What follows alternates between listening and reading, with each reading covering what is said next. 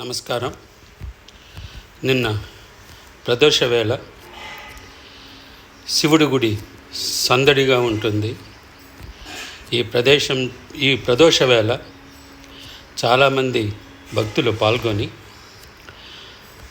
నందీశ్వరుణ్ణి పూజించుకొని ఈశ్వరుడికి అభిషేకం చూసి భక్తులు తరించడం జరిగింది.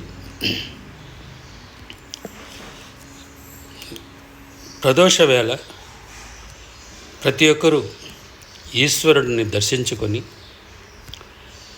11 ప్రదక్షిణములు చేసి బిల్వాష్టకం 11 మార్లు చదువుకుంటే మీకు అపజయాలే ఉండవు. ఈ వీడియో మీకు నచ్చినుంటే సబ్స్క్రైబ్ చేసుకోండి.